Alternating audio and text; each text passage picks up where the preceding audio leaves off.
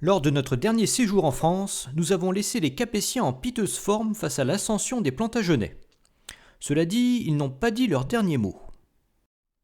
Outre leur suzeraineté héritée de l'époque carolingienne, les Capétiens bénéficient aussi d'une économie particulièrement prospère. L'essor des royaumes scandinaves et de l'Angleterre a provoqué l'expansion du commerce sur la mer du Nord.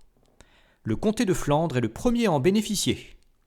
À partir de la laine anglaise, il commence à confectionner des draps qui s'arracheront dans toute l'Europe au prochain siècle.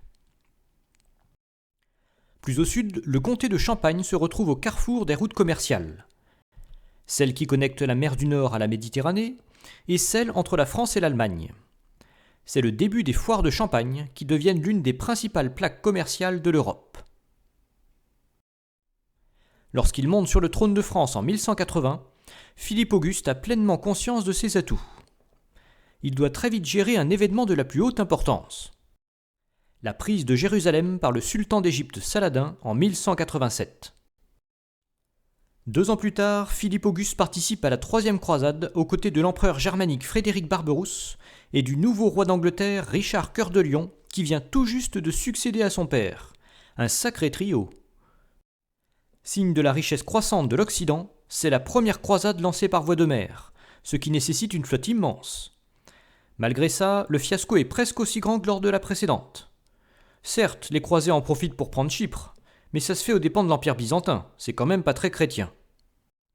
Jérusalem n'est pas reprise, Frédéric Barberousse se noie dans une rivière, et Richard Cœur de Lion est fait prisonnier à son retour. Son frère Jean Santerre en profite pour s'emparer du trône d'Angleterre. Mais comme il a du mal à imposer son autorité, Philippe Auguste en profite pour s'avancer en Normandie. La libération de Richard provoque une guerre à Troyes particulièrement sanguinaire qui finit par miner l'Empire plantagenet. La mort de Richard en 1199 ouvre les portes de la reconquête française.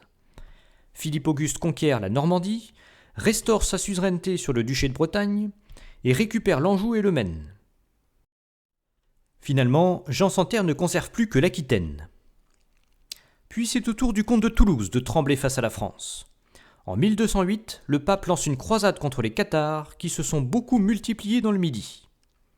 C'est le seigneur Simon de Montfort qui prend rapidement la tête de la croisade.